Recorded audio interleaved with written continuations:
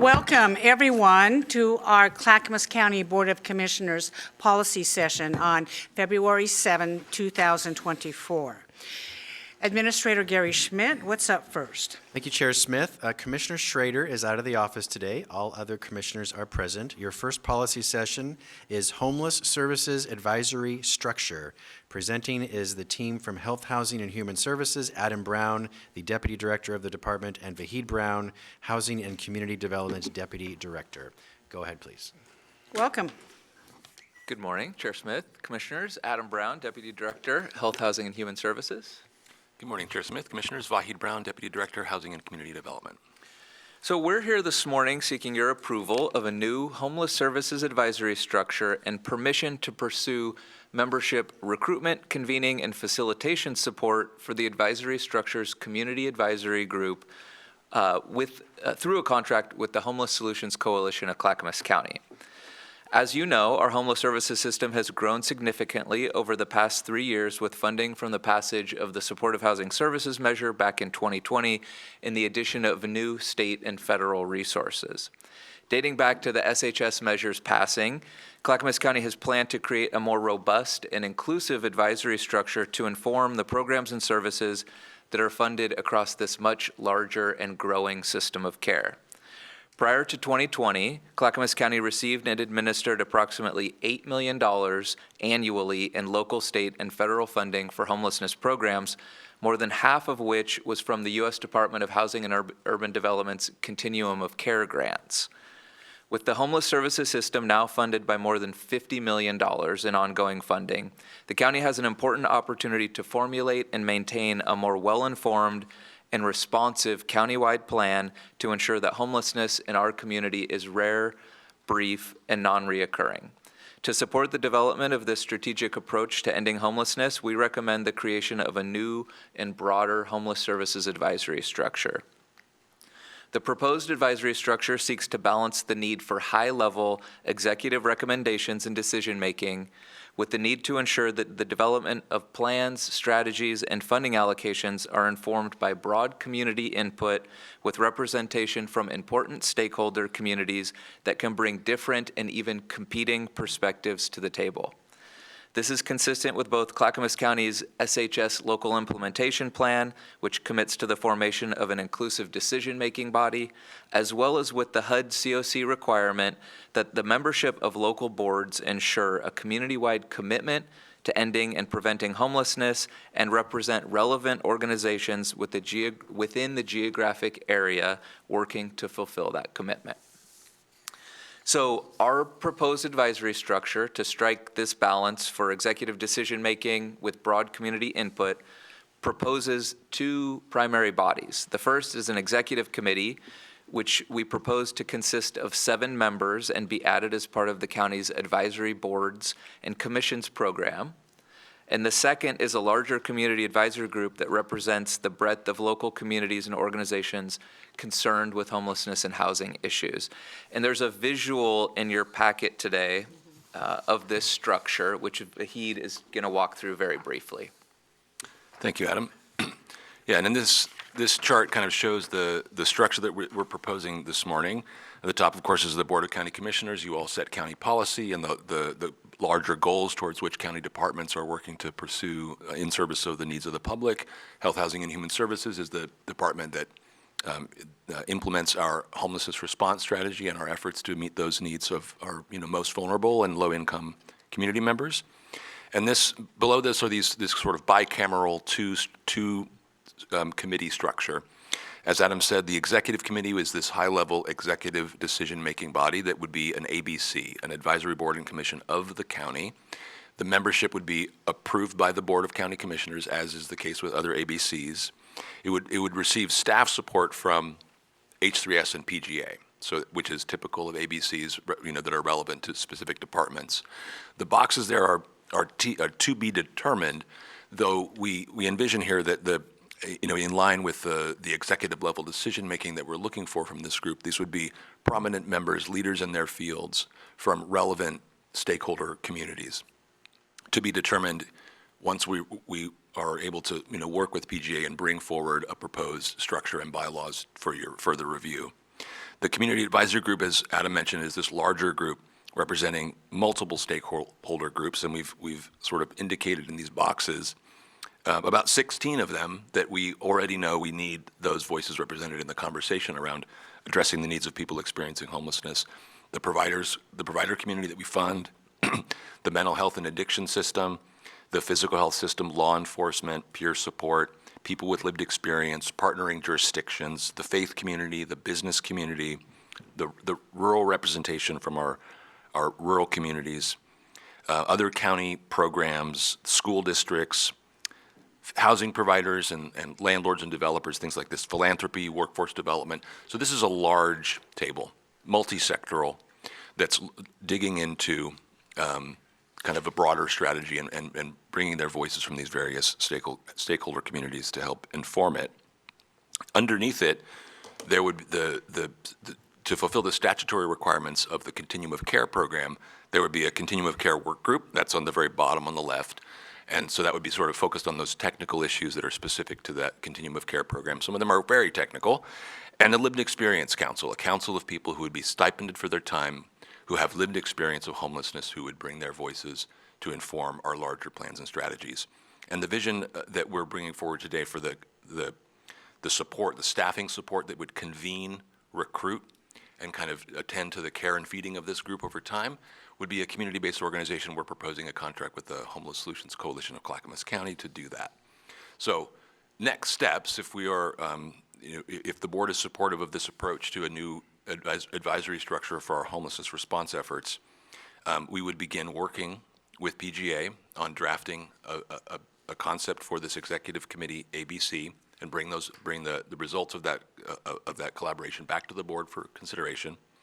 Similarly, we would move the contract forward for your review and execution with the Homeless Solutions Coalition of Clackamas County, and upon that, we would work with them on filling out these seats and coming up with a draft bylaws and a recruitment plan, and bringing that back to you for your review before we proceed with the Homeless Solutions Coalition for recruitment of the board.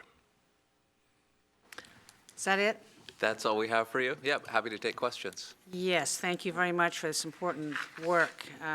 It is long overdue, but like you say, we've never really had the opportunity based on funding to do this before. Yes, this needs to be done, but I have some major concerns based upon my experience.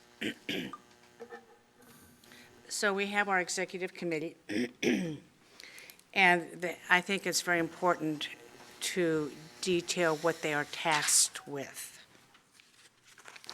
Okay? And we really need to have some good people there. I'm sure we will. I mean, all these people are going to be good, but they need to know what their role is. Okay? And quite frankly, Gary, we know we've had some ABCs that went rogue on us. Okay? And that's my concerns, especially when you look at the advisory group. Sometimes people do not realize they are advisory. And what does advisory mean? Who do they advise to? Do they advise to the executive committee? Yeah, here, Just quickly, Adam, yes or no? yes, and H3S staff, Okay. and then we elevate that Well, up. H3S staff is on here, correct? Okay, so there's a lot of identifiers of the type of people that we're going to get on there, and therein lies the confusion. I'm going to reflect on my experiences serving on the Supported Housing Services Oversight Committee, on HSHS dollars, and the Tri-County Planning Body. And you've heard me say this before, and I've said this to this groups. We are so large, we are totally ineffective, and we can't even decide who's on first base. And that's my concern about this looks like a huge, huge effort, and where are we going with it? And the minute you put somebody on the community advisory group, it empowers them, which is fine to a certain extent. But I think we need some good guidelines on what is expected out of this group. Lived experience is wonderful. Are you kidding me? I met a guy over at the Clackamas County Services new building, and he came up to me. He was homeless. And I gave my speech because this board supported them with almost $1 million to build this new center. He came up to me and he gave me the best story ever I almost wanted to cry. That is important. I get that, okay? All of these are important. You know, we have a business community, we have faith community, and all these partners. But I want to proceed with caution on this, okay? I think people think that they're on this, and then they're open to the Board of County Commissioners, this is a problem, and I want this solved now, and this is it, where we won't have the ability to answer them directly. Don't mind people coming to us. Can you understand what I'm saying? Of course. Because both of you are on our SHS Oversight Committee and the Tri-County Planning Body, and you know what's going on with that. And we have all the same people on those committees as I see here. And it's just not effective. It's just not effective, and we've had private conversations about that. Would you like to address my comments? Yeah, I mean, these are well taken, and I think that's those are the questions that we would need to resolve, and those would be our questions in working with PGA on the executive committee. You know, clearly defining its role, its membership, and its guidelines, keeping it within the kind of the bumpers of its responsibilities narrowly. And similarly with the Homeless Solutions Coalition, it would be our remit to clearly communicate to this advisory group what their role is and what it isn't. And what it is to bring forward the voice of multiple stakeholders in the community for consideration by the department as we seek to best understand how we use our available resources to meet needs.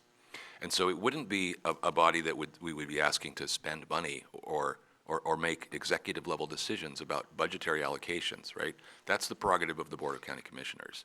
But we would be asking them to consider what school districts are you seeing with respect to children who are coming to school hungry and living in double-up situations? I would Share agree. your data with us. I would agree with that, but my concern is not around, yes, I am concerned about hungry school children. That isn't it, Vahid.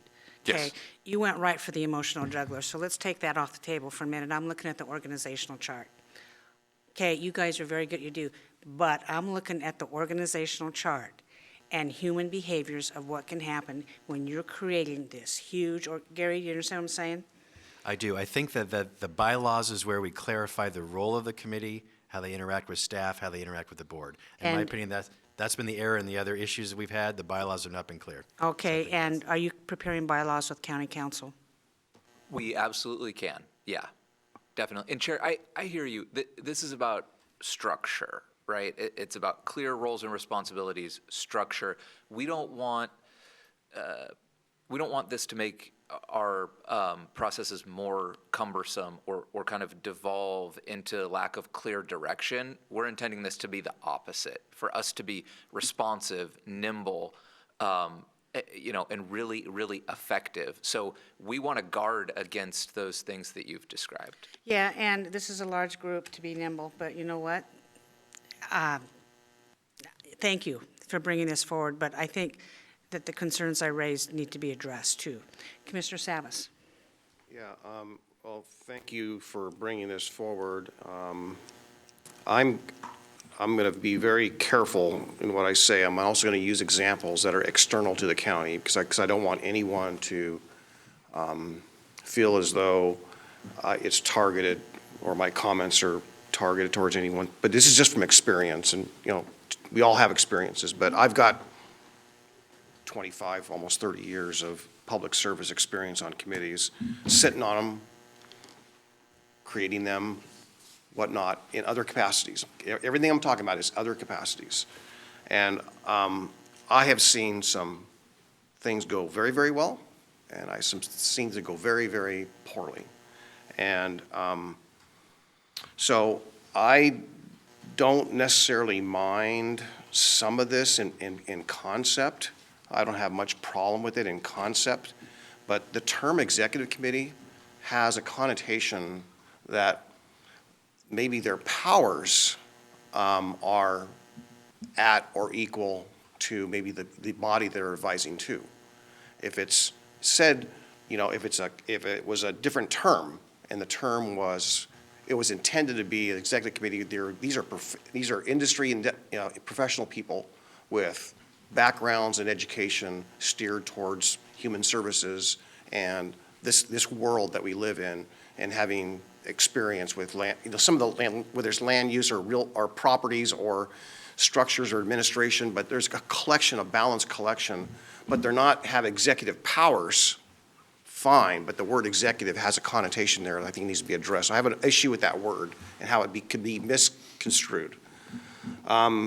The advisory structure, I think you've got basically maybe the right elements for the advisory body, the community advisory body. I really believe that there needs to be a voice on, perhaps on all of these, or another mechanism. There's two mechanisms. One. I mean, I'm not saying I would prefer not be a county commissioner, but someone's got to keep everything in check. I've seen things go awry where these committees just run away with their ideas or their powers, and pretty soon it goes crazy. However, on the other side of it, the other side of the equation is you have it where, and again, external examples, and I'm living through some of that right now, where it's staff-driven, and they hire a facilitator, and the facilitator works for them and answers to them, not to the elected body they work for, right, but to them, and they already have the predetermined outcome, right? And then they take whatever work is done, regardless of what the words are said and where people's positions are, and they construe it to say it's something different, okay? I'm not going to name the name of the committee, again, external to the county. So these are some things that concern me. So what I'm basically saying, trying to hone it back down into, or steer it back into internally, I would suggest that at the very minimum, we, number one, put this out for bid as far as a facilitation group, and have some mechanisms and structures, and maybe we bring this back again, that have essentially a neutral party. And their job, their contractual job is to be neutral. Their contractual job is to make sure that all the checks and balances are in place, and that they don't answer necessarily to staff. Ultimately, they're answering to someone that by the board has, whether it's the administrator, but it's gone through some level to make sure that what's coming up with has no bias. There's too much money on the table right now with this. There's millions and millions of dollars on the table in this world. So I want to make sure that, number one, we're successful at what we do, and I think we already have a good track record. You guys are doing a great job. However, I'm just worried about, and I've seen things just take a life of their own and a mission of their own, and powers, or somewhat inferred powers that they might have, and then politically, if we don't take every recommendation, That's right. then we're held out to dry, not knowing perhaps the economics, or not even factoring other things. So it's not easy, and I don't necessarily think that, I wouldn't rule out having a commissioner on each of these committees, but at the same token is that could be perceived the wrong way as well. So I'm not settled on that one. But if there is some kind of oversight that makes sure that there's a board representative, let's say it's administrator or deputy administrator or someone to oversee this, I have more comfort. And maybe that's probably what I just said, probably the best mechanism. But I really think that to hire a group and to facilitate this, I really think that, number one, that needs to be done by a group that has expertise in facilitation and being a neutral party, and it goes out for bid if it's a large amount of money or it's adequate. Lots said, Chair, but that's what I have. Thank you, Commissioner Savas. I don't disagree with anything you said, by the way. Okay, good. I kind of said it too. Commissioner West. I concur with some of the thoughts from Commissioner Savas. I think we all do. I think it's important for us to get back to basics a little bit. This is super congruent with a recovery-oriented system of care. This completely is in alignment with that.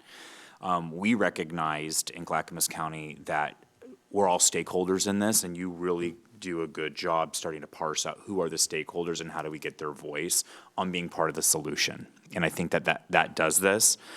It brings potentially more awareness to the good work that the commission is doing within the community and with our stakeholders, and keeps that collaboration going, which I think is essential as we take on these big policy lifts.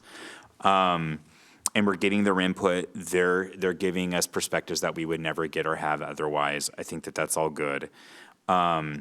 I think it helps us also clearly communicate a vision moving forward. I think it helps us get people to the right places, access to care within the system that we establish, or maybe we can get different access points or better access to care when people need it. So overall, in congruency with the recovery-oriented system care, this is that, because we've stated clearly that community stakeholder involvement, which this is essential.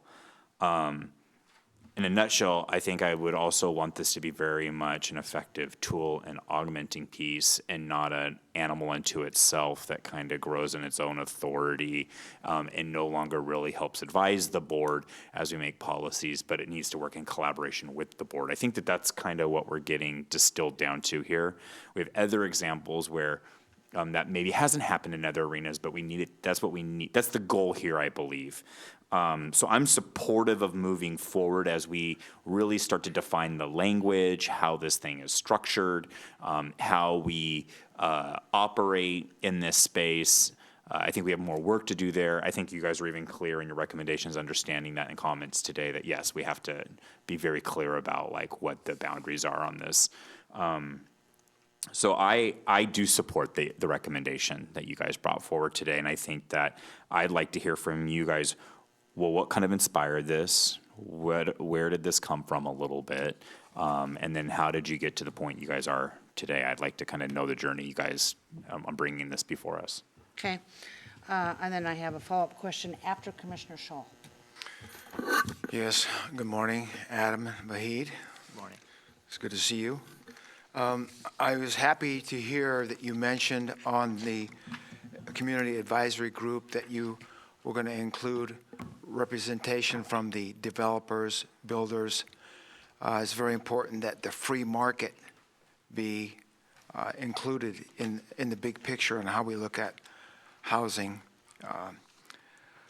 My couple questions. One, you in your document here, you say the cost is $400K. Is that an annual cost to sustain this program? Or is it just for the startup? That's the initial Okay. estimated annualized cost to carry out the, supporting the development of the bylaws, carrying out the recruitments, getting the meeting cadence Okay. going, and then it'll give us some time. So that's a pilot, contemplated as a pilot, to give us time to assess what does the care and feeding, as Vahid said, what does that take over time? Okay.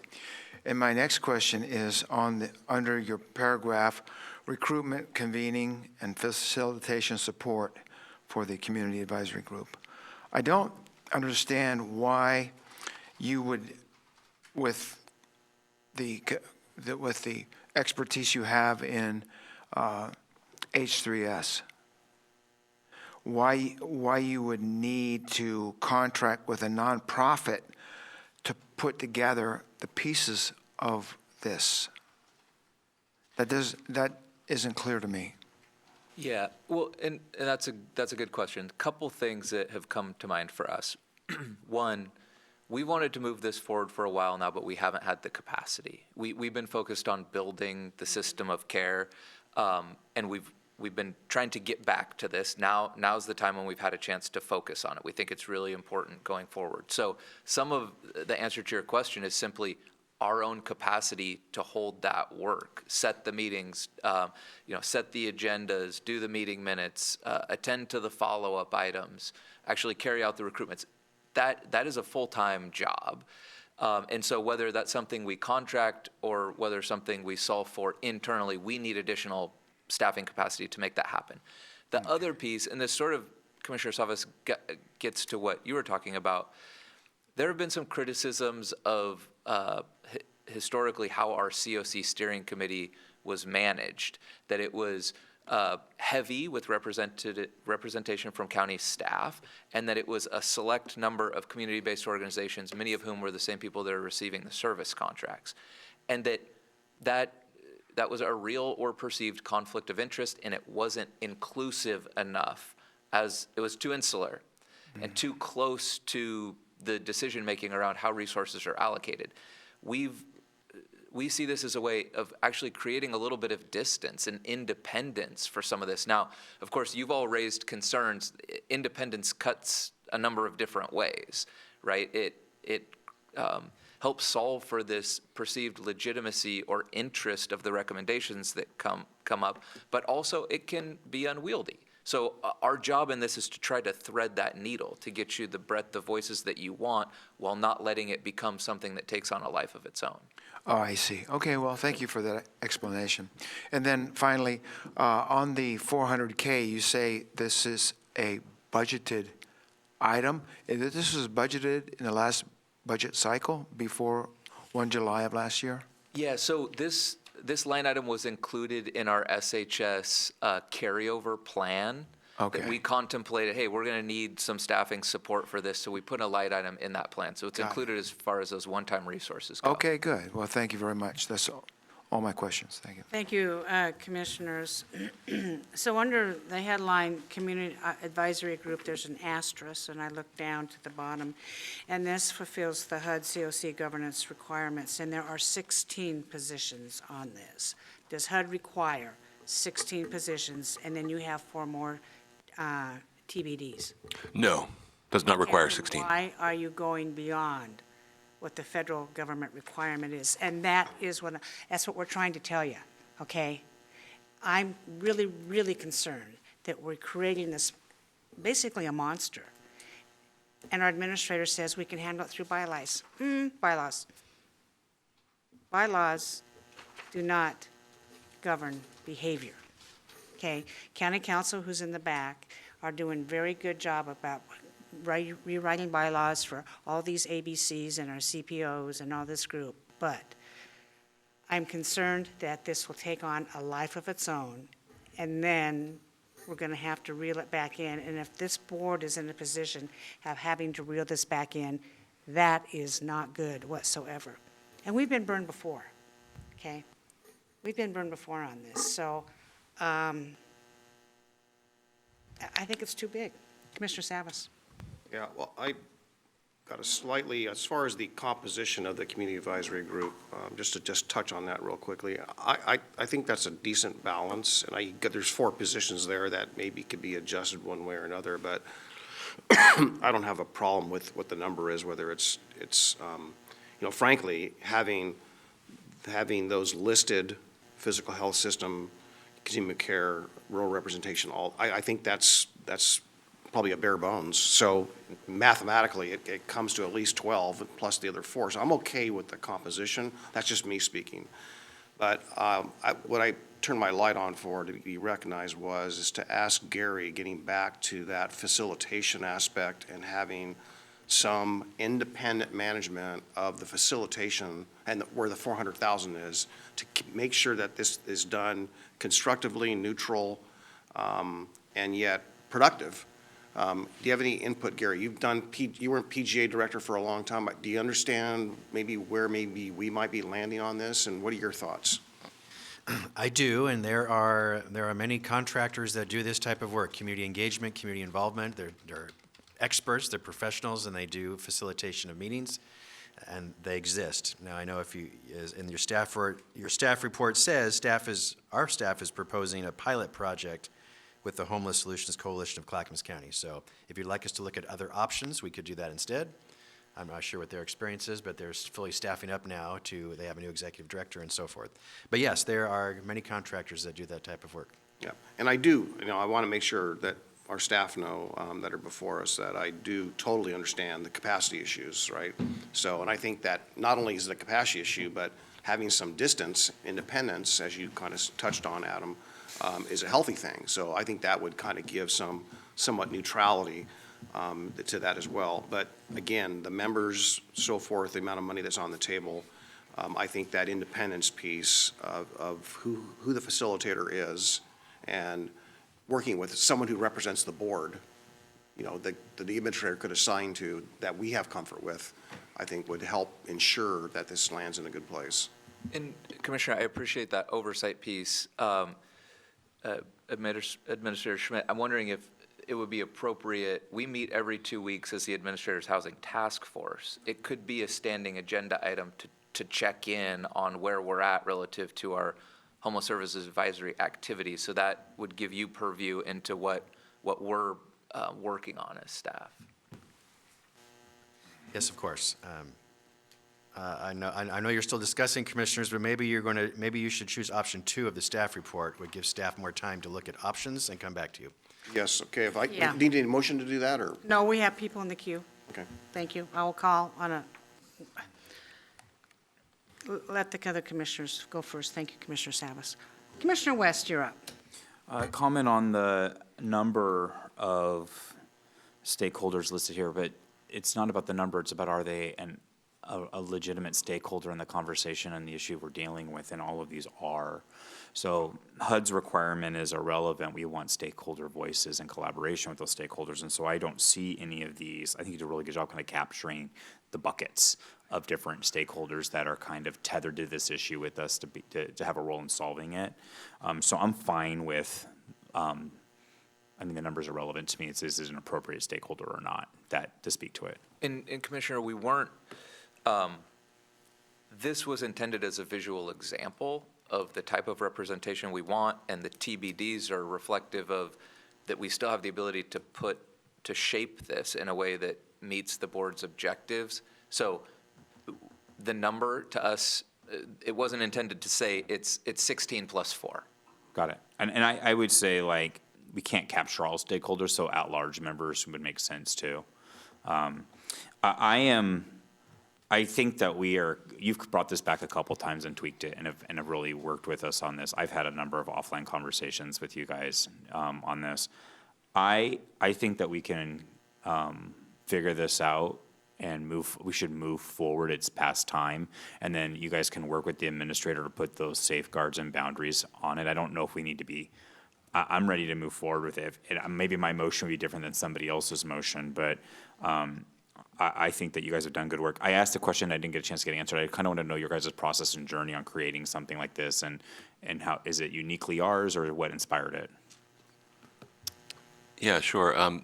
We, several months ago, actually last year, staff in the H3S Director's Office undertook a study of advisory structures informing this kind of work around the United States, and looked at different examples, including in Oregon, in similar sized communities and somewhat larger, communities that are grappling with lots of resources and significant need, and have needs for effective advisory structures.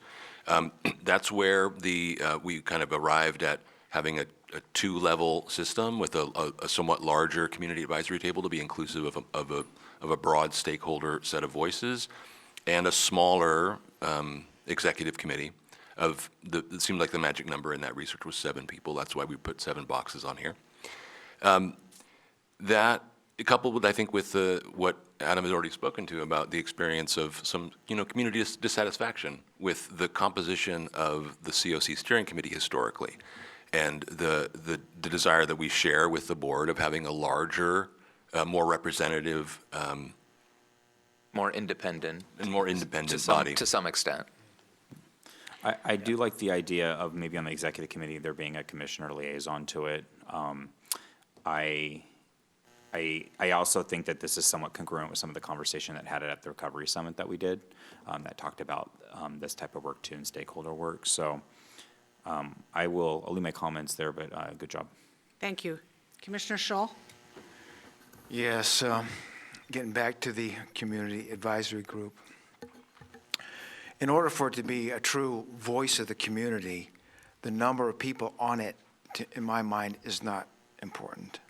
What's important is to ensure that there is a voice that represents all the different critical areas of the community that can have input to what you're working on this group here. Okay, so it's not numbers, it's representation of critical concerns throughout the community. It's important. Okay, I think some adjustments are in order. Commissioner Savas, did you have an idea for a motion? Yeah. It was basically option 2. Move up option 2, and I think you've heard enough from us to move forward on what that might look like. And I think you got not a consensus, but an understanding where we are. So Commissioner Savas has moved we approve option 2, direct staff to modify the advisory structure and/or plan for convening and facilitation support, and return at a further date for approval. Is there a second? I'll second it. Further discussion? I don't know who's in first. Joel, go ahead. Vahid and Adam, on this motion, is it clear what modifications you're going to do? I think I'm hearing a couple things. There's one piece of it that's unclear. So I think we're hearing the concerns around striking the right balance on the size and composition of the advisory group, and that I think we can work on as we develop the bylaws and bring more shape to, like Vahid said, we intend to bring this back to you for approval of the bylaws and the structure before we actually carry out a recruitment. So that we can shape, and we planned to do that anyways. The one thing that's a little bit less clear is in the proposal, it's proceed with a contract with the Homeless Solutions Coalition to pilot this. It's unclear if the direction is, we understand you need convening and facilitation support, but we prefer you pursue another option for that, or if we're moving forward with them as that support. Yeah, okay. That was my intent. Gary, is that clear? So I'm clear what you're asking for, Commissioners. So it's yes, not moving forward with HSCC for now. Look at other options for facilitators. Look at the Community Advisory Group, the number 16. Why is it 16? Should it be higher? Should it be lower? What are HUD's requirements? We should be meeting that. The Executive Committee might want to be called something different from Executive Committee. And then should there be a board liaison to the Executive Committee? Should there be a staff liaison? What that role would be? And then very clear lines of who reports to whom. What authorities, who has which authorities, the role of the board, the role of staff, the role of the committee. So all of I those want to make things. clear, a board liaison does not participate and/or give advice. Correct? I think a board liaison from this commission sits and listens and brings back any concerns to Gary or staff. Okay, we don't participate and say, executive committee, the board did this and you need to do, that's not the role of a liaison. So I want to be very clear on that, whoever takes on that role. Commissioner West. I mean, for clarity purposes, I don't quite know the difference between an option 1 and option 2 at this point, because most of everything, if option 1 was done, would be kind of figured out through that bylaw process as they tightened up the structure and whatnot. It's like even if you did option 1, you're still probably doing this exact same work. We're just, basically telling them to go ahead and move forward with the structure. And then we'll start working on relative agreements, that group or the other group. And then we're ready for them to, I don't want us to take, I think we're close enough to option 1 that could be a real option. But I mean, I'll do what the board wants here. There's a motion on the table and it's been seconded. Okay, well, that's my thoughts. That's my thoughts. We're in on this. discussions. Any further discussions? I'll just say this. Commissioners, I'm on the Oversight Committee. I'm on the Tri-County Planning Body on this particular topic. And let me tell you, it is wrought with landmines all through it. And I want us to be successful, and I want us to be moved forward, and that's my lived experience. I've also been on other committees that are very large, too. And it's very difficult. The larger you get, the more difficult it is. If you think that you can wrangle these numbers in, and you think 16 is fine. I just, and I'm ready to support this today, obviously, okay, on option 2. But I still have a lot of reservations. Any other comments? We'll take the poll. Tony? Commissioner Schull, No. Commissioner West,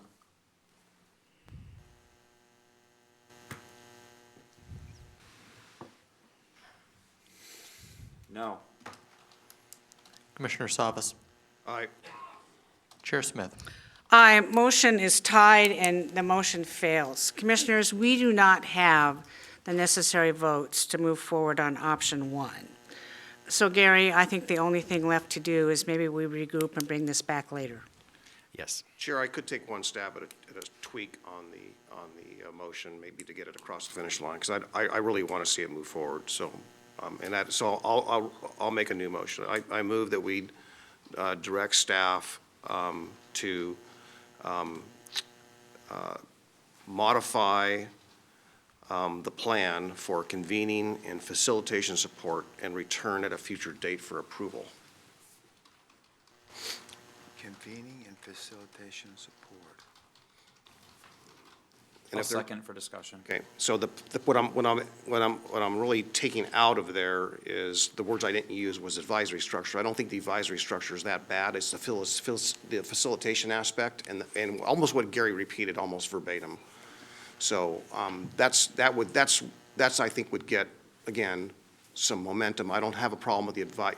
There can be some tweaks there, some small ones, but basically, I like the flow chart, for example, the very last flow chart. I don't have a problem with that. It's the facilitation oversight that drives this, right? Should we add in the motion that we're fine with it moving forward with advisory structure? With this, basically, this basic structure here. Yeah, but your motion doesn't speak to the advisory structure. Well, basically, the fact that I'm not modifying it, so if you want me to, if you want to amend it to. Can I give you a friendly amendment? I don't even know what you guys are talking about. Let's start over. Paul, would you please restate your motion with? Okay, I'll do this again here. Hang on 1 second. Pull it back up. I direct staff to move forward with the advisory structure.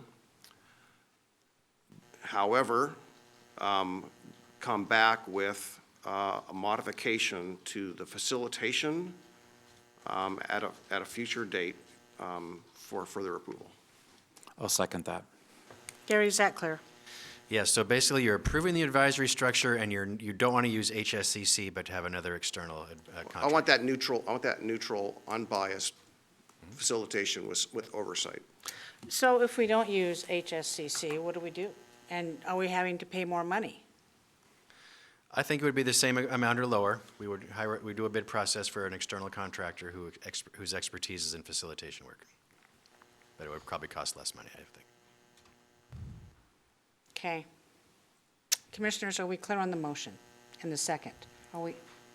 Mark, you have a comment? Yes, my question is for Vahid and Adam, are you clear? We're clear, Commissioner. Thank you. Okay. Good.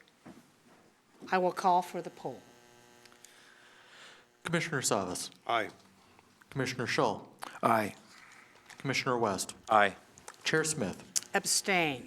Motion passes 3-0-1, and let me explain why I abstained. I am not comfortable with this moving forward. I've been very clear in my comments today, but you have your walking orders.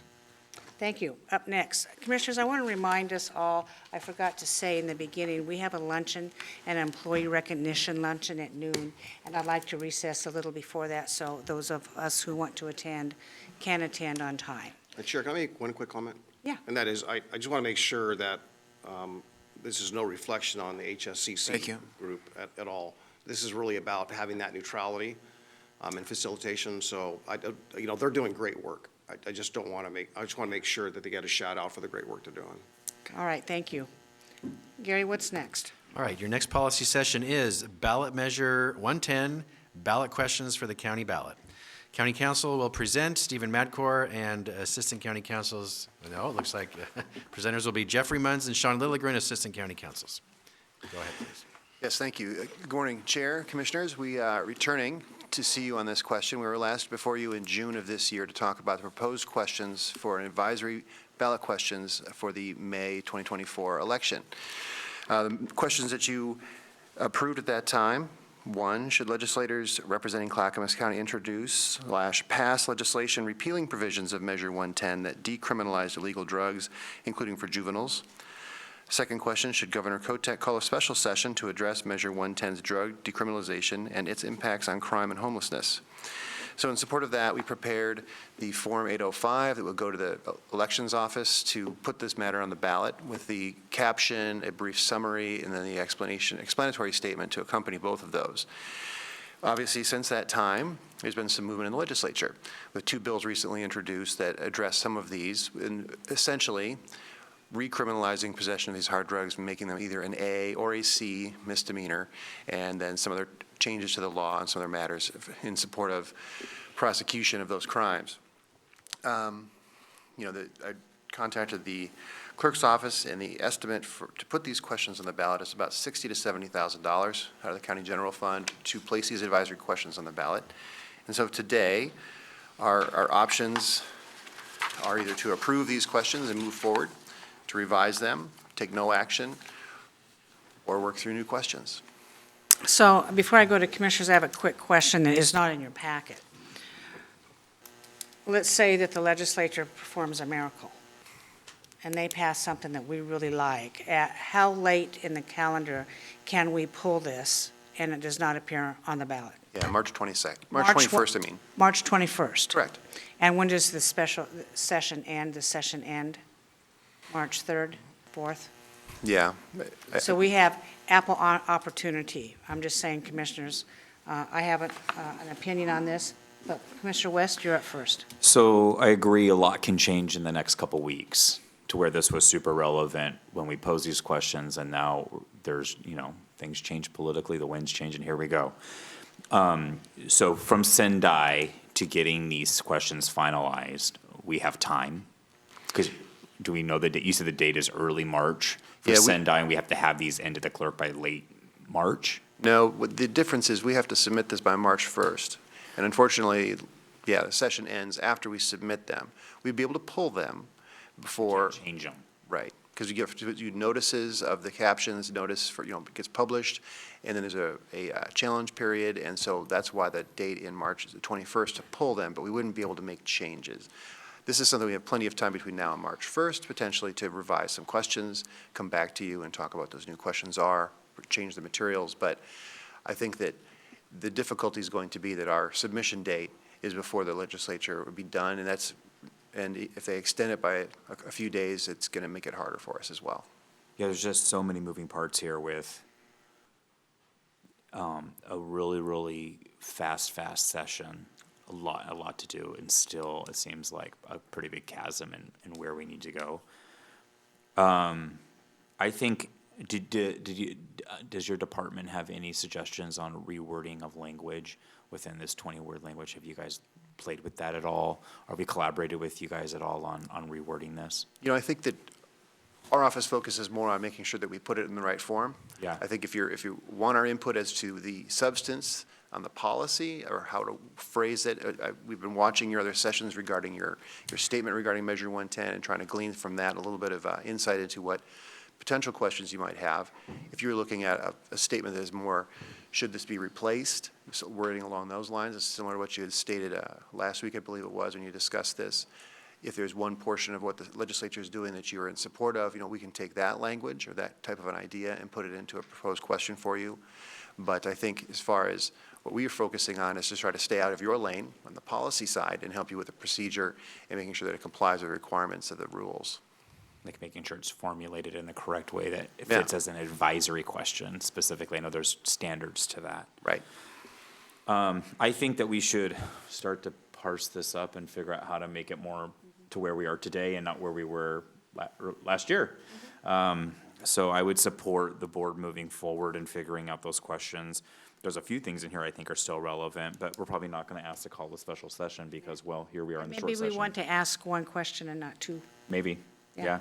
So, okay, we'll go to other commissioners' comments, and then we'll come back. Perfect. Yeah, Commissioner Scholl? Yes, good morning.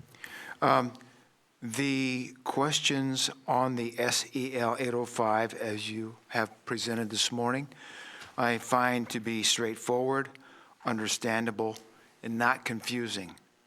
And so with that, I would support this, your option one.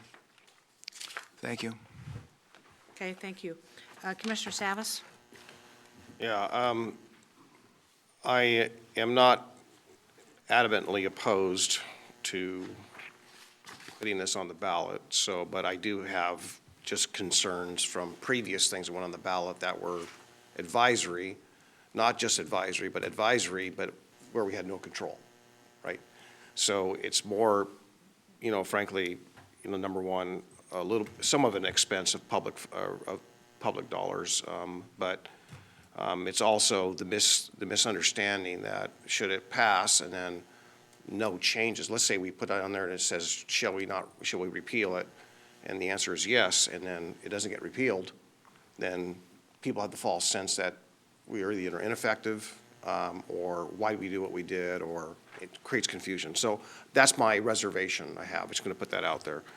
So I'm working on the premise that there's support to put this on the ballot. And that said, in the packet, not in the actual draft SEL, but in the packet, the two questions there, I don't like either of them. It's pretty vague.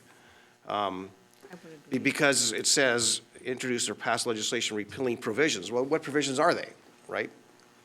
And then it's number two, should the Governor Kotek call a special session? And I think they're kind of really almost doing that now. It's not a special session, but essentially, if this is what they come up with, I don't see much changing, frankly. We'll don't know where it lands, and we can pull this. I understand that we can pull this. Getting back to, and the other thing I want to mention is that I don't have a lot of, I get impatient sometimes watching the hearings. And when the committee met the other night and watching pieces of that, I only could take so much, and it was very confusing. And I think it's confusing to the public as well. And it's even making it even more complicated, frankly, than I even thought it was. I already knew it was complicated, but it's even more complicated after listening to our lawmakers discuss this in session. So I watched part of that. All that said, I really, what is okay with me is the caption where it says, should legislators, I'm going to reword this. The caption 10, should legislators repeal provisions of Measure 110 that decriminalize drugs? I think it should just take out the word provisions and just basically say, should legislators repeal Measure 110? Or should the voters repeal 110? But the voters don't have a choice here, so it makes sense to the legislator. We asked them to repeal Measure 110. But, they're going to come out with something that we don't like that does just what it says. They repeal provisions, but they're not the provisions we want. If you understand the circular argument, so you could say right now that what's happening is actually fulfilling that, even though it doesn't get us to the point that there may be, for example, I'll just use the simple one. Is it a misdemeanor A or a C? If they come up with C and we think it ought to be A, then we fulfilled that one sentence. They repealed provisions that decriminalized it, right? But not to the level we agree with. So this is almost what we wish for, but it's not exactly what we wish for. And I would agree with that. I'll want to add to that, if we take off one of these questions, does our costs go down? Somewhat, yes. The way it works is the elections office knows of all the different city measures and other measures that are going to be on the ballot, and then it gets proportionally divided between all the entities that are placing questions on the ballot. Yeah, I know all that, but Sorry. does, A little bit, yes. okay. I don't have the figure, though. That's all we need to know. All right. So I would agree is, we can take about Governor Collins. I would recommend that we don't do question number 2, because they are taking up this issue in the session, okay? I think that question is not valid for today. Whether it becomes valid later on, I don't know, okay? They are taking up the question. However, do we want to now rewrite question number 1, should the legislatures repeal the decriminalization effort, or do we want to say, should the legislatures repeal, making it a misdemeanor, an A misdemeanor? But I'm putting that out to you. Go ahead. We can, do you use first, go ahead, Schultz. This is going to go out and be read by the people of Clackamas County. Most people who will read this won't know a Class A misdemeanor from a Class C from a Class 1 felony. I personally feel that Measure 110 needs to go to the dumpster of bad legislation. But the way you have this worded, and I give you gentlemen some credit, They didn't word it. We did. the way it's worded, okay, but the way it's worded, okay, and you've seen it, to me, should legislators repeal provisions of Measure 110 that decriminalize drugs? That's the gist of it. I don't want to see this any more confusing. Like I said in my earlier comment, The way this is worded is straightforward, it's understandable, and it's not confusing. Thank you. Commissioner West? The question I have the least amount of problems with is one, and we can, I'm sure we can hack this up a little bit and refine it. Should the governor call a special session? Two needs to be redone, and what that is, I don't know. I like the juvenile piece within this because we have treated juveniles the exact same way we treat adults with illicit substances, and they're not the same population. And so I kind of like where it gets to that. Commissioner Scholl is kind of like, if we do, Chair, talk about, we all want that Class A misdemeanors to really be effective. No, I understand. But I didn't know what a Class A versus Class C misdemeanor was until I started learning about Measure 110. So I think a lot of people would also maybe be confused by that complexity unless they kind of are able to dig into it further. I think we just have a little bit of work to kind of parse these out and bring them back, is my thoughts. Okay, but we need to give them direction on how we want to parse them out. We have a little bit of time left on the clock right now. Yep.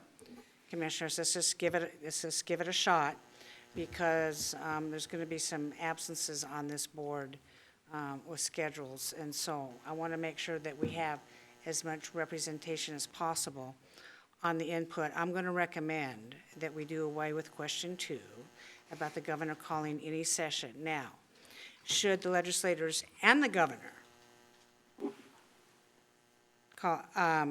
introduce should the legislature and the governor repeal Measure 110 that decriminalized illegal drugs, including juveniles? I'm throwing that out there. We can put the governor into the first question. Okay, that's a possibility. Do you want to make a motion? Well, I don't know. Oh, Commissioner Savas, you're in the queue, sorry. Yeah. Well, so I'm okay with striking or reading of the second SEL about the governor, so I support that. Maybe there's 2 different motions here. I think there is. Yeah, but I do want to say this. Again, watching the hearings and hearing also at other venues, some of our local legislators discuss this. I think it's really important, at least for me. I'll second speak for where I stand, and maybe some of you will agree. This has been somehow in the public sector distilled down to we're just going to lock people up and throw away the key, and there's no support mechanisms out there, and that's not what we're doing. I don't like the word deflection, because deflect you look at the core meaning of deflect, it's quite different than what diversion is, right? Diversion, at least as in the industry standard, we know that diversion is, okay, you get arrested for possession or whatnot, or whatever, for possessing illegal drugs. You go to a diversion program that provides you the services. The problem here in this state is the services are not really there adequately to meet the need. And that's not a secret, because we have state offices saying the very same thing. And in a recent venue, Commissioner West and I were listening to our local legislators, and we discussed this. So it's a road to nowhere if you don't have adequate services to provide them. And then, so the de facto default is that, okay, then they're going to get those services in jail. Well, not really, right? Because there's still a shortage, and that's not the best place. So, it almost seems as though this is a futile exercise, in the sense that if we don't have the mechanisms out there to help people, then we should at least be taking our energies and getting to illegalizing the possession of drugs, or the chain, the supply network of drugs, and Measure 110 impairs that, right, currently. So they can't even go after the big fish, not the people on the street that are suffering. So, and we've heard that from law enforcement, we've heard that from the DAs, we've heard their real life experiences and concerns over this issue. So we can't ignore that. And a lot of these people that I talk to are very compassionate. They believe that the people need the services. They know that jail's not the right place. So I just want to make that statement that I believe that it's really about the people and the victims that are suffering on the streets, that are dying on the streets, and Measure 110 has not helped that. So all that said, I would rather the caption say should legislators repeal Measure 110 that decriminalizes drugs? Can I take a stab at a motion? Yes. So moved, so moved. Well, Okay. we don't disagree. Let's see, I move that we revise, question 1 to state the board's intention to support a full repeal of Measure 110 and the explanatory statements presented and direct staff to revise the Form SEL 805 and return with a policy session for final approval while also striking question 2. Okay, we're not going there. I'm not going to accept that motion because I don't understand what you're saying on this. We need to make a very direct decision today on a motion. And I do like where Commissioner Savas is going. I have a question before we move forward. What does decriminalization mean in this case?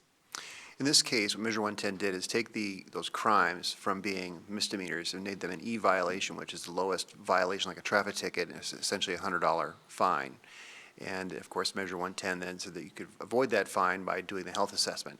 That's what the decriminalization means in this context of Measure 110. What the bills that are in the legislature right now, as far as recriminalizing it, are the debate between the A or the C misdemeanor, which is either 30 days or up to a year in jail and different fines. Okay, the problem with your motion, Commissioner West, is you want us to bring it back. We are under a deadline to bring it back, of which you're going to be gone. So you won't be able to be, that's why I want to have something out the door today. And I know that you're very involved in this, and I'm offering you the respect of not bringing it back when you're not here. That's the issue I have, and the language you used doesn't make sense to me.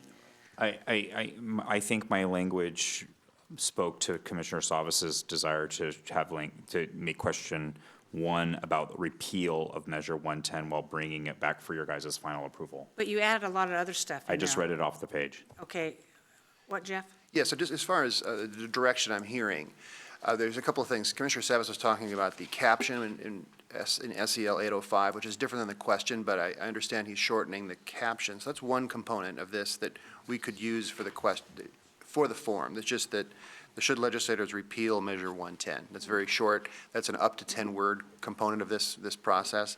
And then the second would be the question. And what I wrote down so far, as far as the change, the direction I'm hearing is, should the legislature and governor repeal Measure 110 that decriminalized illegal drugs, including for juveniles?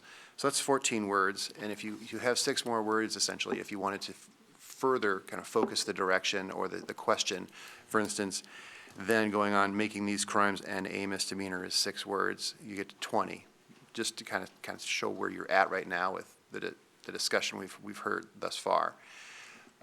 If that helps with your conversation, I wanted to kind of give you that feedback. Commissioner Scholl? Yes, I just have a question on procedure. Commissioner West made a motion. Shouldn't it have had the opportunity to hear a second? Well, but we're discussing it. But that's not what we heard you say, Chair Smith. Okay, but I'm not sure, but I think Commissioner Savas actually got in the queue ahead of him on a motion. Is that correct, Gary? Well, I'm sorry to put you on the spot. Commissioner, there were multiple, 2 of you wanted to make a motion, but Commissioner West was first, so Okay, I'm all not right. sure where we're at. Okay, that's fine if you guys want to do that. I don't understand Commissioner West's motion. And as chair, I have the ability to reject a motion that I don't understand. If I don't understand it, I think maybe the populace and staff won't understand it. Commissioner West, if you want to take another stab at a motion, go ahead. I move that we rewrite question 1 to state that Clackamas County, hold on, let me rephrase it. Oh, yeah.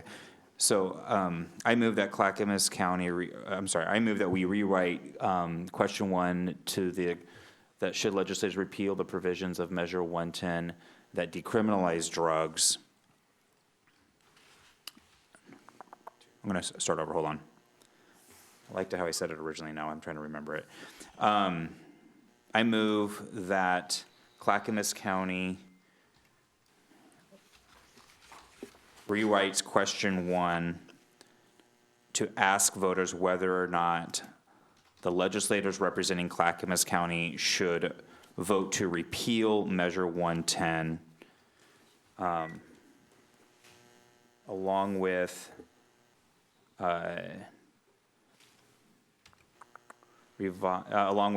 captions, summaries, and explanatory statements presented, and direct staff to revise the SEL 805 form, and then to return to a policy session for the board's final approval. Commissioner, that's complicated motion. Very Yeah, complicated. so if I can, let me, if you wish, I think I can get the Well- same intent and help out, help grease the skids. So I think we're going in the same place. I move that we direct staff to strike any language about provisions and simplify the SEL for a full repeal of Measure 110.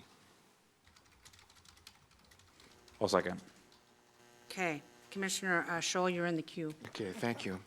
So, do I understand it correctly that the caption would read, "Should legislators repeal Measure 110 that decriminalized drugs"? Yes.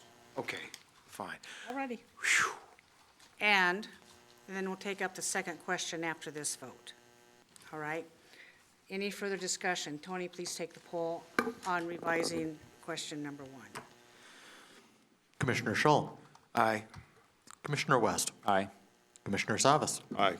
Chair Smith. Aye, motion passes 5-0. Now, Commissioners, let's take up the question where it directs the governor to call a special session. I will state again, I think that question is now moot because the legislators are taking it up in their prescribed session.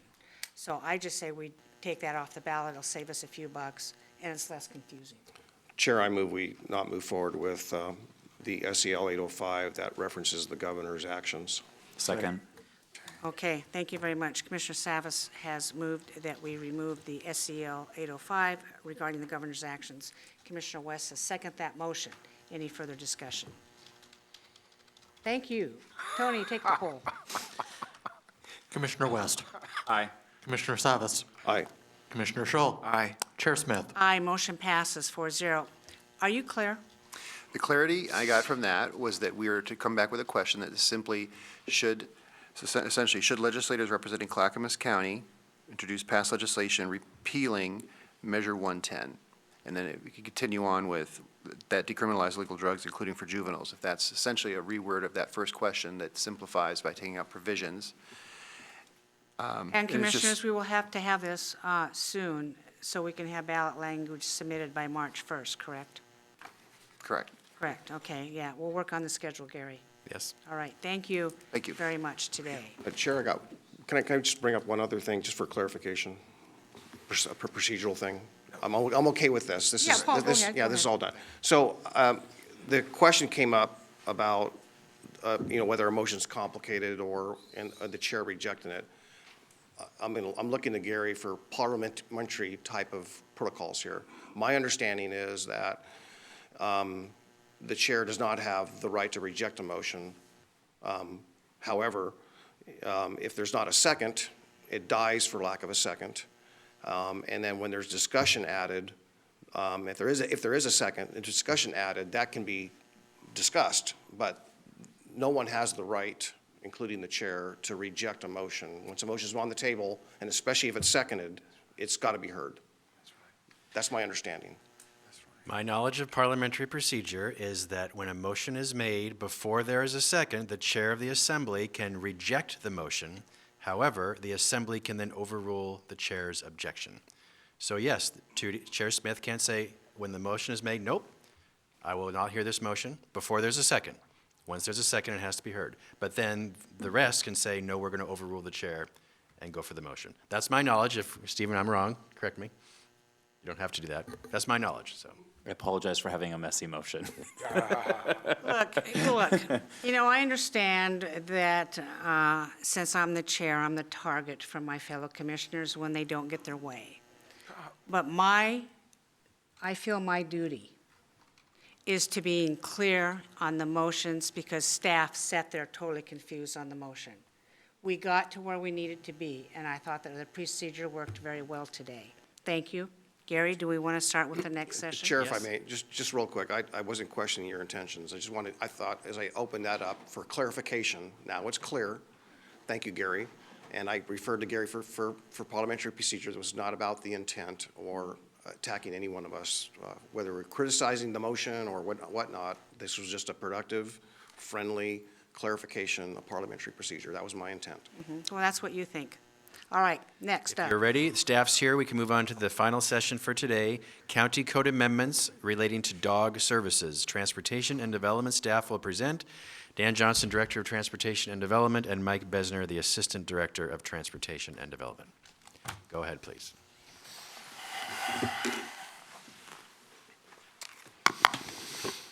Chair Smith, Commissioners, thank you so much for the time today.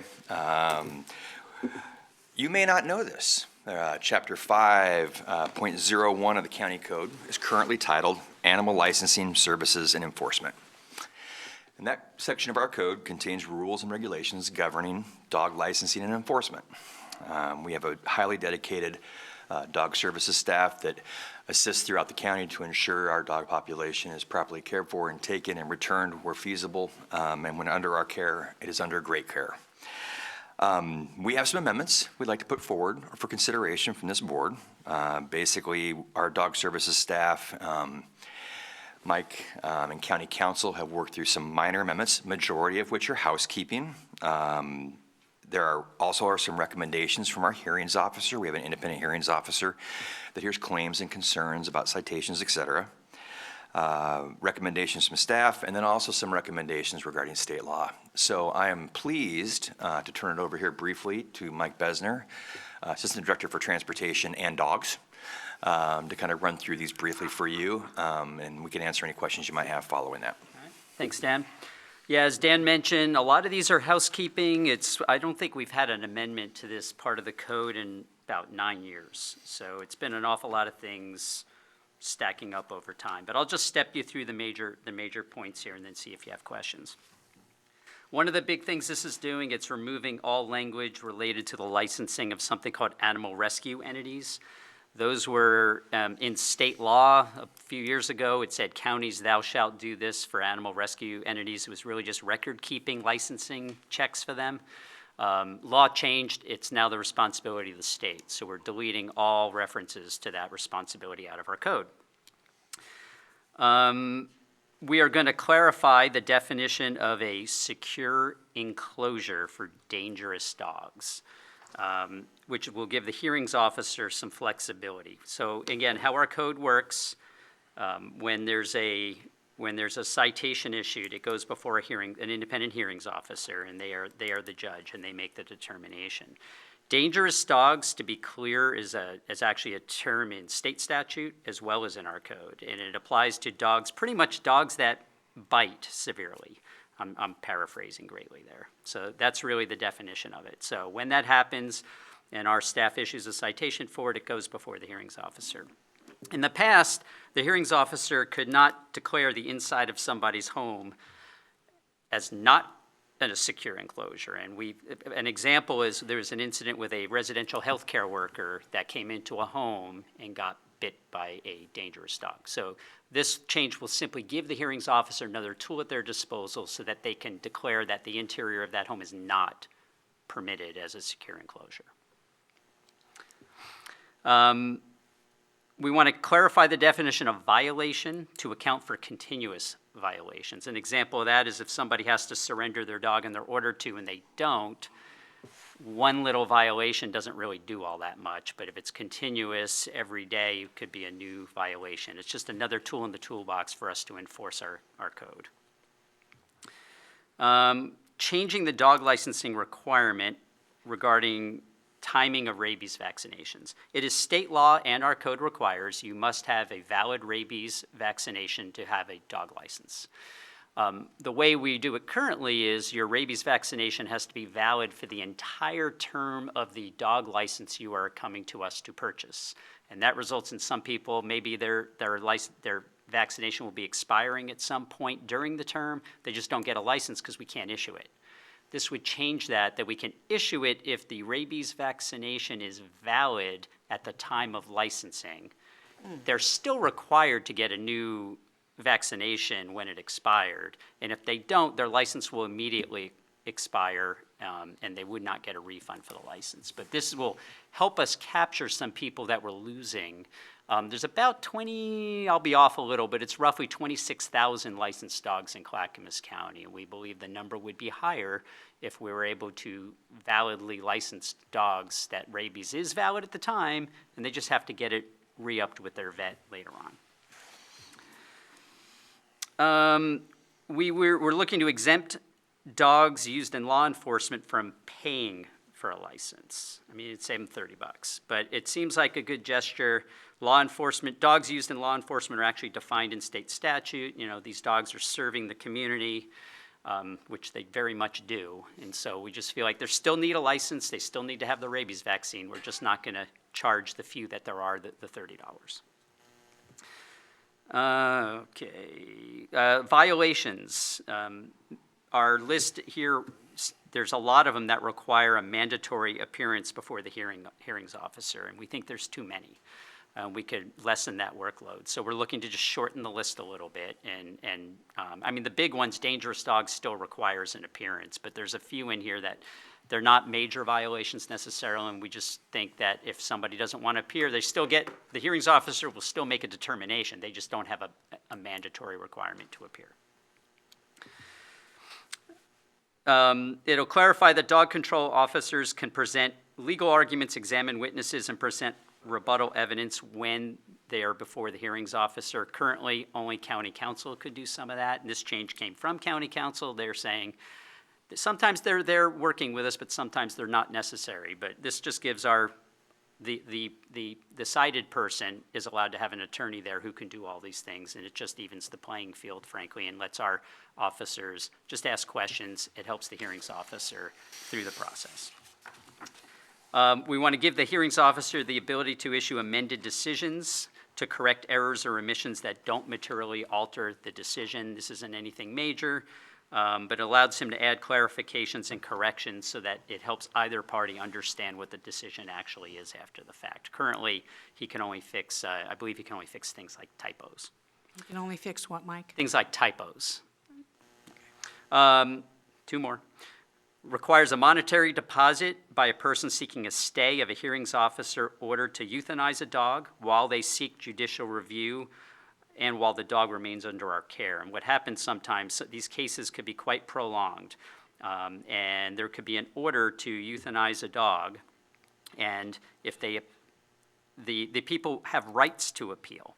Between that period, we actually have the right to actually euthanize the dog. That hardly seems like due process. And so we want to have this provision so we can give them a little flexibility to appeal. The problem is that appeal could result in the dog being in our care for months or a long time while it goes through the process. This requires them to put a deposit down for the care for that dog with us. And then last change here, it clarifies that the cost of impoundment can be a fee imposed by the hearings officer when ruling on a violation. Currently, it's unclear, and so the hearings officer doesn't really have that clear-cut ability to do it. So that is the Reader's Digest version of the code amendments. I really want to highlight the most significant revision is the title of Chapter 5.01, which currently says animals. We don't do animals. We just do dogs. So basically, we're here before you. There's three options for consideration. One is to schedule it for a first reading at a future business meeting. Second is to schedule the attached ordinance, which changes the board may have. And last but not least, do not schedule it at this time. We'd be happy to answer any questions you might have at this point regarding the proposals. I have a couple. Again, the definition of a dangerous dog is one that bites. Yeah, we have two. One is actually in state law. A dangerous dog is one that, without provocation and in an aggressive manner, inflicts serious physical injury on a person or kills a person. There's other, they use them if they're used as a weapon in the commission of a crime. There's also potentially dangerous dog, but it's generally for a severe bite. So if a dog bites just one time, you mentioned something about that, but if it bites repeated times. Could you explain that again? Yeah, so in the end, it would go to our hearings officer, and the hearings officer, On one bite? yeah, there's still a violation. It doesn't, if it's it all depends. So one bite that is send someone to the hospital could very well result in a dangerous dog hearing. One bite that barely breaks the skin is highly unlikely to result in a dangerous dog hearing. Okay. So it really all depends. And who determines that? Well, our officers are the ones who have to issue the citations. So they will look at it with their vast knowledge and history of what they know a hearings officer may or may not approve and what's appropriate in every case. And they'll cite. In the end, the hearings officer is the one that hears and is the ultimate decision maker on the result of the citation. Thank you. Commissioners have questions. Commissioner West. I'm gonna bring up just an interesting thought here for me is a lot of the dogs in the community that our homeless population has a lot of dogs. And I'm wondering if some of these changes and they seem to maybe impact those that aren't homeless more than they would maybe these other dogs that may be higher risk to be in violation of these codes. Do we have any enforcement ability, regardless of who the person is, to enforce this code with the various populations that may have a dog that isn't up to what the standard is in the community? Yeah, this is unfortunately a almost daily occurrence. And actually, I could tell you about a third of the dogs that come into our shelter right now are either from people who are homeless or have an unstable home environment. It's a significant issue. We are actually working with H3S right now on plans on how we can work together to address that. The code applies equally to everybody, to answer your question simply, but I do want you to know that there's been a huge uptick in that. Sometimes they're arrested and the sheriff brings the dog to the dog shelter. Sometimes the dog is a stray. But we're working closely with our other county partners to try and get some services. Do we have anything that helps people get their dogs the vaccinations that are required by law or to be compliant with the code? Yes, there are tools at our disposal. There is a Clackamas Dogs Foundation that does provide some money to help with vaccinations. If we have the dog long enough and we don't know whose it is, we might give it a rabies vaccination on our own, and then whoever claims it will be responsible for the cost. We also, again, are working with H3S right now on some ideas on if we could, because in the end, rabies is a public health concern. Dog Services issues dog licenses pretty much on behalf of public health. And when there is a dog bite in the county, it gets reported to Dr. Present in public health. We are working with them on different ways to figure out, hey, if there is a dog from somebody who does not have financial ability, is there a little fund we can create so that we can vaccinate the dog? We also have other things that we already do. They're more administrative policies where we'll allow people to do payment plans if they could put like 30%, or I probably wrong on the percentage, but a percent down so that we're not just taking a dog away from somebody. It's very complicated in a hurry. And our dog services staff deal with this on a daily basis. I look at page 16, I think, of Title V. Yeah. And it talks about the mandatory appearance. We're striking out things like for violation of failure to surrender an animal. So if somebody has a really dangerous dog and they're not surrendering it, or there may be a violation for interfering with county employees and peace officers. Some of these feel like a pretty big potential like violation of the rules and almost like willfulness when doing it. So I'm just curious, like, how did we pick and why did we pick these ones to clean up and cross these ones out? I'm kind of curious. Some of them seem a little bit, to me, like more of a serious willful act to not comply to the law. Yeah, well, so the answer to the question is our staff worked with county council and with the hearings officer over a pretty long period of time to vet the list. I want to be clear, the hearings happen. All they're saying is the person being cited is not required to be there. We're going to hold the hearing with or without them. I mean, hopefully they come to Okay. defend themselves, but the hearings officer, they just simply don't have to be there. We'll hold the hearing, and they will still, the hearings officer will still They judge. should come, but it's up to them. Like a speeding ticket? It's a good way to look at it. Yeah. Okay. Is that it? That's it. Thank you. Commissioner Scholl, you're up. Thank you. On your last bullet, it reads, clarifies that the cost of impoundment may be a fee imposed by the hearing officer when ruling on a violation. Isn't there a standard daily shelter cost? There is. So what would be the difference between that and this last bullet? It simply lets the hearings officer in their findings impose it as part of his judgment. Yeah, they still owe us the Okay. money, but it helps when it's in the actual hearings officer judgment. Okay. And one final comment. I always find it interesting, the two men in the county who are responsible for roads, maintenance, bridges, traffic safety, permitting, zoning, are also having to deal with dog services. I don't know how that came about, but, We're blessed. I wouldn't put it have to deal with. We love dog services. okay, good, thank We are you. blessed. Thank you, Commissioner Savas. That's because they're multi-talented, quite gifted, and good at what they do. That's how they got this job. I don't want to oversimplify it. I'm sure we'll hear from the public at the hearings. I know these are can be very emotional and whatnot. And so my statement, or it's not a statement that I'm stating as my opinion, I just wanted clarification. And I'm trying not to oversimplify it, but no one can declare a dog a dangerous dog other than the hearings officer. No one can impound the dog other than your department or a police officer.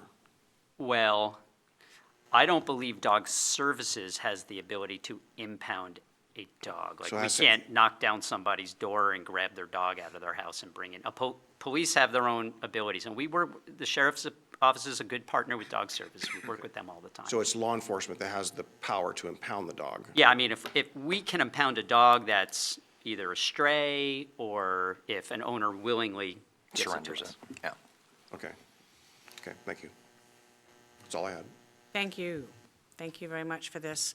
So the motion says to approve it and bring it forth to a hearing at a later date, correct? That is the request before you today. And we may hear from the public on it. We may want to reconsider something that was not brought up today. That's perfectly acceptable. I'll entertain a motion. I move to schedule the attached ordinance for a first reading at a future business meeting. Second. Commissioner Scholl has moved we schedule the attached ordinance for a first reading at the future business meeting, and Commissioner Savas has seconded the motion. Any further discussion? Seeing none, Tony, please take the poll. Commissioner Savas. Aye. Commissioner West. Aye. Commissioner Scholl. Aye. Chair Smith. Aye, motion passes 4-0. Thank you very much. Thank you. Thank you. We have a luncheon today. Hopefully, all commissioners can attend. Seeing no further business before the commission, we are adjourned.